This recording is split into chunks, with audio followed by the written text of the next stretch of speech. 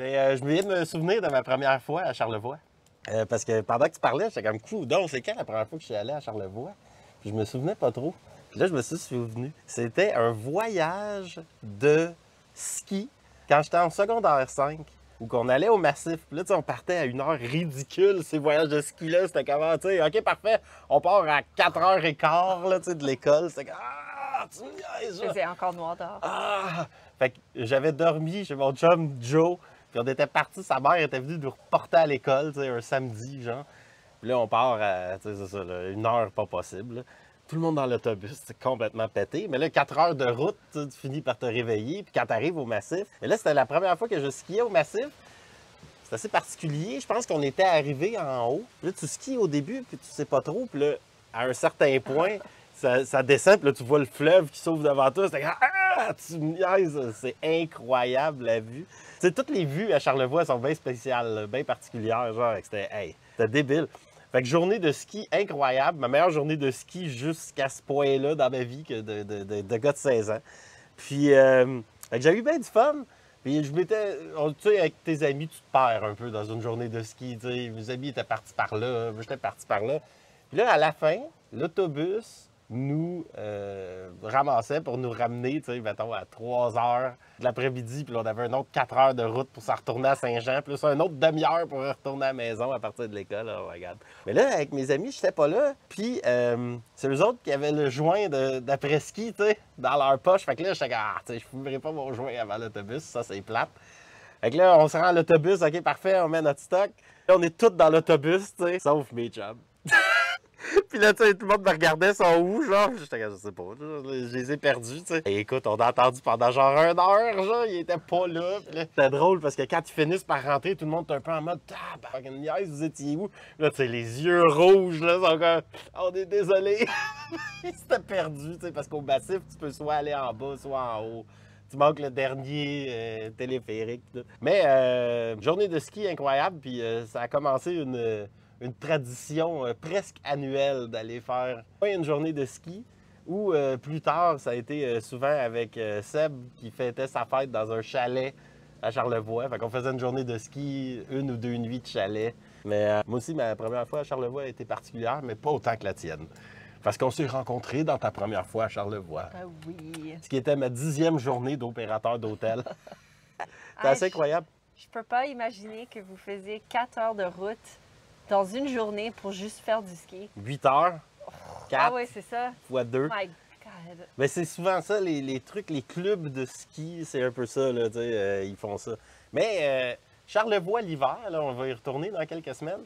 Charlevoix l'hiver, ça reste quand même incroyable, tu sais. C'est beau. C'est beau. Le neige est blanc. C'est calme. C'est calme. Il n'y a pas trop l'hiver à Montréal. Ça devient gris, brun. Les couleurs sont pas exceptionnelles. Mais l'hiver à Charlevoix, pas très brun ni gris. C'est très, très, très blanc. Sauf le pelletage à l'auberge. Ça, c'est pas cool. C'est très blanc. C'est très blanc. C'est tout un cardio. C'est lourd. Il y a, il y a de la neige à pelleter. Mais l'année passée, on a fait un truc quand même assez exceptionnel. On a fait la traversée de Charlevoix. Puis, c'était dans ma bucket list de faire une marche de plusieurs jours. C'était comme ça que je l'avais imaginé. Regarde, ça serait cool de faire une marche. Tu es avec ton sac à dos, tu arrives, tu dors, le lendemain, tu remarches. T'sais. Puis, j'avais vu la traversée de Charlevoix qui est comme un segment de 8 jours de marche, mais que c'est possible d'en faire la première moitié ou la deuxième moitié, donc de séparer ça en 4 jours. 4 jours et 4 jours. Puis, quand on s'est rencontrés, je t'avais parlé de mon désir de faire ça un jour. Puis, finalement, on s'était dit, OK, go, on le fait. Ça doit être 2020, ça, décembre 2020. Fait que, décembre 2020, on s'inscrit à la traversée de Charlevoix, on les trouve. C'était le premier hiver COVID, fait que là, c'était encore un peu, tout était fermé, c'était bizarre, mais ils opéraient quand même. Ils réservaient une section, ils laissaient un départ partir par jour. Normalement, quand tu arrives, c'est un refuge. Mais là, cette fois-ci, c'était particulier. Ils laissaient juste un groupe partir. Ils disaient, vous êtes 2, vous êtes les seuls à partir ce jour-là. Fait que quand vous allez arriver dans les refuges, vous allez être seul. OK, c'est assez particulier, mais... Je préfère ça qu'être ben, avec plein de monde. Je préférais être dans le refuge seul de loin.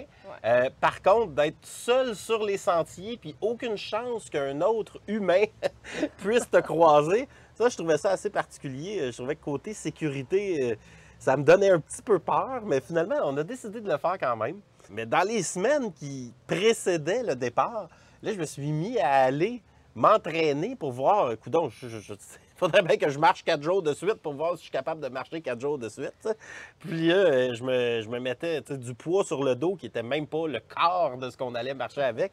Puis même à ça, j'avais de la misère. Puis là, je suis allé voir le sentier de la traversée de Charlevoix. Puis c'est bien, mais c'est pas un sentier de la CEPAC avec de la petite garnotte tout au niveau. Là. C'est plus un sentier avec des bouts de bois puis des arbres qui poussent. Puis c'est un sentier moins, moins balisé. Puis finalement, on s'est équipé parce que là, genre, je regardais puis j'étais comme, il manque d'équipement un peu, il manque un bon manteau, il manque bon, quelques trucs. Fait qu'on était descendu au Sale à Québec. Toi, je pense que tu arrivais de Montréal. On s'est rencontrés au Sale à Québec. Puis là, on a acheté de la bouffe. Des matelas. Ouais, de la bouffe, des matelas, sac de couchage, en tout cas, ce qui nous manquait. J'ai acheté un téléphone satellite pour être capable de texter si jamais il y a de quoi. Je me disais, hey, ça vaut la peine de dépenser cet argent-là. Un pompe pour l'eau. Ouais, pour l'eau, etc. Et finalement, OK, on pack tout notre sac à dos. Puis là, le départ, on faisait la deuxième section de la traversée de Charlevoix. Donc, le départ était dans le parc des Hautes-Gorges de la Malbaie. Puis, on faisait une demi-journée, cette journée-là. Puis là, ensuite, ça y allait. Fait que la première journée était quand même exceptionnelle parce qu'on avait 6 km à faire. On a parti quand même assez tard parce qu'on savait... On avait bien mangé avant. On avait bien mangé. On avait de la bouffe fraîche dans notre sac à dos parce que le premier soir, on peut la traîner. On avait un peu de Porto.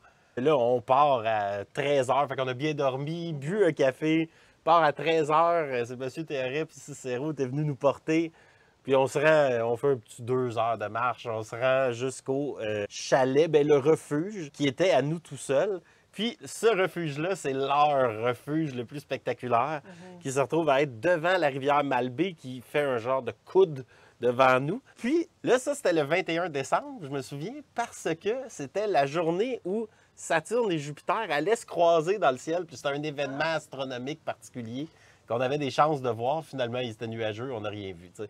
Mais le lendemain, tu vois, genre Saturne et Jupiter étaient rendus croisés dans le ciel. Ils s'étaient dépassés. T'sais. Puis, fait que soirée incroyable. On a mangé, bu, on était tout nus. Ouais, c'est ça, c'était cool. Le lendemain, c'était une journée de 15 km de marche. Finalement, on se met à marcher un petit peu, puis on se rend compte que c'est plus comme 17 km de marche. Tu marches comme ça.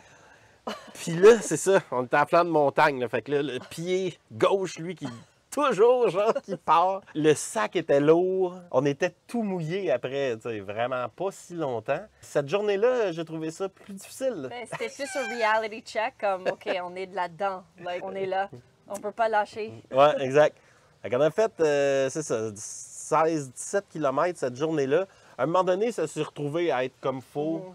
Là, c'était beau. On a été chanceux parce qu'ils nous laissent partir. On était en raquette. Puis ils laissent partir les gens en raquette seulement au début de l'année. Après, c'est juste en ski backcountry, en ski haute route, je pense que ça se dit en français, qui laissent les gens partir. Puis les raquettes sont plus... C'est plus possible. Fait qu'on a eu comme un sweet spot où il y avait beaucoup de neige, puis qu'on a pu le faire en raquette. Bref, 15-16 km de raquette. Puis là, t'arrives à la fin, là, à la fin, t'es comme, t'en peux plus depuis au moins 2 heures. Ça fait 2 heures que tu te dis, ah, je suis tanné, j'ai mal aux pieds, j'ai faim. On part pas. Pas parce qu'on est fâché, mais on est juste comme fatigué dans notre tête, froid. Comme... Chacun dans sa zone. Ouais. Fait que, finalement, tu arrives, petit refuge, il fait noir assez tôt, là, le 21 décembre, il n'y a pas beaucoup de lumière dans la journée. Fait que c'était assez particulier d'arriver, mais là, il y a un petit refuge. Là, ça, c'était cette fois-là, un petit refuge en plein milieu de la forêt. Puis là, mission eau, feu et nourriture. Puis là, déjà, mission feu, là, tu vois, on voyait qu'on était fatigué parce qu'on est rentré, OK, part le feu, puis là, on a gardé tout notre stock. On était mouillés, on avait encore chaud, là, ça allait, parce qu'on avait tellement marché. Mais on n'était pas capable de réchauffer le refuge. Puis après une bonne demi-heure à essayer, voyons, là, tu sais, je bourre le feu, il fait encore froid dans le refuge. Ah non! La porte était encore entrouverte, tu sais, on avait fait une erreur. Tu viens fatigué, il y a des petites erreurs que tu fais. Ça devient difficile de prendre des bonnes décisions, là. Fait qu'on a fini par fermer la porte, OK, après ça réchauffe le refuge en 20 minutes. Ça devient comme un sauna, là. Il fait 35 degrés dans le refuge tout d'un coup. Fait que là, parfait, on accroche tout notre stock, tu sais, qui dégouline puis qui est en train de sécher. Puis moi, ça a été un de mes reality checks, c'est l'eau. Parce que je me dis, ah, ça va être incroyable, on va boire de l'eau fraîche qui vient d'un glacier, là, tu sais, genre charlevoisien, qui a été filtré par des roches. Non, c'est pas l'eau qu'on pue. Premièrement, tu vas à la rivière, puis c'est de l'eau, mais l'eau est comme plus jaune. Tu vois qu'il y a des feuilles mortes, il doit y avoir des patentes là-dedans. Donc là, tu prends ça, il faut que tu fasses bouillir cette eau-là, ou tu peux prendre de la glace. La glace, de toute façon, elle vient de la rivière, qui est de l'eau jaune qui a glacé. Elle est pas mieux, on a essayé. Puis quand tu finis par la bouillir, là, tout d'un coup, elle est potable, mais le goût reste de métal, feuilles brûlées.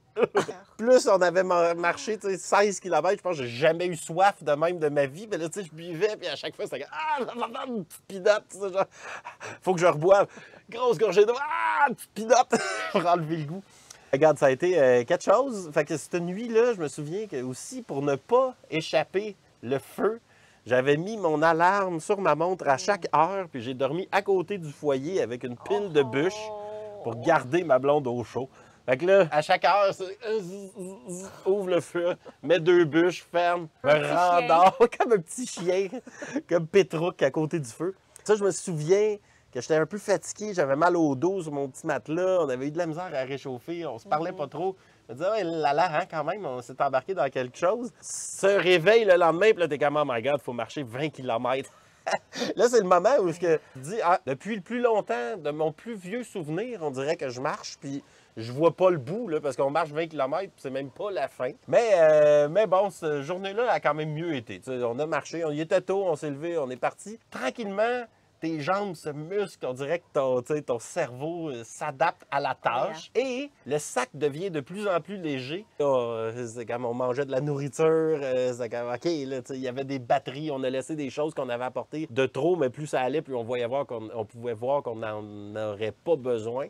Fait qu'on les laissait à d'autres randonneurs qui allaient, eux, pouvoir les prendre dans le refuge. Puis là, ce 20 km-là nous a amené à un certain moment sur le top d'une colline, mettons, pas une montagne, là, c'était plus une colline, que là, tout d'un coup, on a du réseau. Fait que là, merveilleux, on sort nos selles, on prend quelques photos, on envoie ça à notre gang, pas longtemps, là, juste pour être dit, hey, on est en vie, regarde ça, on envoie une petite vidéo, une petite photo, OK, parfait, oui, je suis là, je suis en vie, inquiète-toi pas, on se voit demain, oui, parfait. Puis, 5 minutes plus tard, tu sais, là, on a froid, tu sais, là, ça n'a pas été long. Fait que là, vite, ferme nos selles, j'avais des hot pads, fait que déchire ça, mets ça dans les gants, ah ouais, go, on marche. Puis là, on avait 9 km à faire en descente, que si j'avais eu mes skis, je pense que ça m'aurait pris à peu près 3 minutes. Mais là, c'était interminable. Une lente descente de 9 km, que je suivais la carte.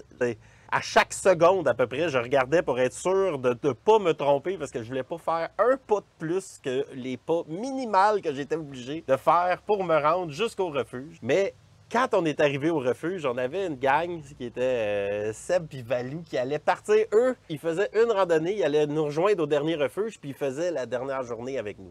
Donc pour eux, ça faisait 10 km. Ça faisait 10 km le refuge, puis un autre 10 km le lendemain.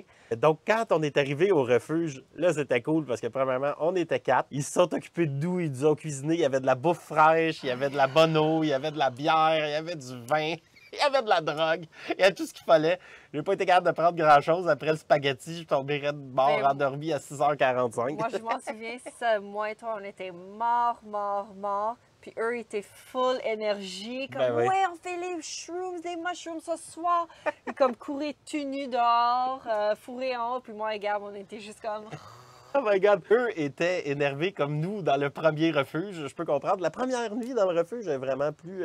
l'énergie est plus haute, je dirais. Bref, le lendemain, il nous restait une journée. C'était 10 km, qui était quand même difficile parce qu'on montait quasiment sur le top du Mont Grand Fond. Puis là, à la fin, ça finit dans le Mont Grand Fond. Fait qu'une longue descente dans le Mont-Grand-Fond. Puis là, tranquillement, on commençait à voir du monde, des gens en raquettes, des gens en ski de fond. Là, tu te sens arriver dans la réalité jusqu'à temps que tu vois le char à l'autre bout. Le char est là! Oh my God! J'ai jamais été confortable assis de même dans un banc de char. C'est incroyable. Puis, c'était pas mal ça, la traversée. Juste finir sur le fait que, par contre, quand on est sorti de la forêt, qu'on est rentré en ville, puis que là, tout d'un coup, tu sais, là, tu te mets à recevoir des textos, puis là, tu vois des Subway, puis des McDo, puis là, on était bien dans la forêt quand même. Fait que c'était notre expérience dans la traversée de Charlevoix. Puis, est-ce que j'ai oublié quelque chose? Oui, la dernière, le 20 km qu'on a fait, je m'en souviens que, en fait, tout le long du traversier, on avait les petites pancartes qui disaient quel kilomètre qu'on était. Donc, c'était vraiment psychologiquement, ça m'aidait dans le traversier. OK, yes, je vois le petit panneau bleu, c'est numéro 4, numéro 5, non. Mais le 20 km qu'on a fait, il y avait un certain point où est-ce que ça a arrêté. Parce qu'on a pris un autre chemin, comme on a pris le chemin de motoneige, puis pas le chemin de raquette ou whatever. On a pris un autre. Donc, les petits pancartes arrêtées, puis on avait comme 10 km, quelque chose à faire, avec aucune indication. Donc, il fallait juste marcher sans aucune notification. Parce que j'avais un petit rituel. J'avais mon petit walking stick, mon petit bâton. Puis chaque fois que je voyais la pancarte, c'était comme une célébration. Tu sais, je cognais, puis je dis comme « Poop! Like, yay! » Je continuais, c'était motivant. Mais quand les pancartes arrêtaient, j'étais comme... Je me suis devenue énervée, puis fâchée un peu. Puis je commençais à lui demander comme « Est-ce que tu es sûre qu'on va dans la direction? Il reste combien de temps? » Puis tu m'as dit comme « Il reste 4 km. » J'ai dit « Ça fait 6 km qu'on marche! » C'était juste fucké psychologiquement. Puis je m'en souviens, cette marche-là, c'était la première fois pendant tout le traversier qu'on s'est dit, OK, on prend notre téléphone puis on écoute la musique. Parce qu'on n'avait aucun moyen de charger notre téléphone.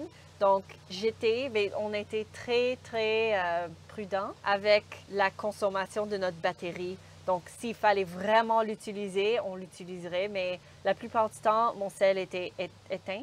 Puis, cette marche-là, on s'est dit, OK, tu sais, que c'est cool de mettre ta musique, puis on s'est dit, OK, on va chacun les faire parce que, tu sais, c'est poche quand tu marches avec quelqu'un, puis il y a juste un qui écoute la musique, puis l'autre, non. Donc, c'est ça. Là, je pense que c'était les dernières 2-3 heures qu'on a écouté la musique. Tu sais, on marchait, il y avait une grande distance entre nous, puis tu es juste comme concentré sur le un pas devant l'autre. Il faut juste continuer avec la musique qui te motivait. Aïe, c'était tellement mental, comme l'énergie mentale qu'il fallait avoir pour finir cette 20 km. C'était intense. Ça a été une expérience. Mais on est fiers de l'avoir fait, puis ouais, on n'en a jamais refait. C'était un test. C'était un test on a passé le test. Parce qu'on venait juste de rencontrer, ça faisait 5 mois. Donc, de passer 4 jours dans la forêt avec quelqu'un, c'est quand même un test. Pour voir si vous s'entendez bien, s'il y a des choses bizarres que la personne fait, que tu n'aimes pas trop, des choses comme ça. Tu sais jamais si vous allez chicaner. Épais, pourquoi on va dans cette direction-là? C'était l'autre direction. C'est vraiment un test pour des couples ou pour n'importe qui pour voir s'il peut gérer des situations. Des défis. Des défis. On a survécu. On a survécu. Je considère l'enregistrement un succès. Oui? On a jasé de l'auberge, on a jasé de Charlevoix, on a fait un 2e épisode aujourd'hui. Yeah. On va être capable de remplir nos 4 petites cases sur YouTube pour remplir la page pour que ce soit pas de trou. Là, ça va être beau, là, pas de trou. Puis, merci. C'était le fun. Merci à toi. Écoute, merci à tous. C'est un plaisir. On va se refaire ça sous peu. Merci.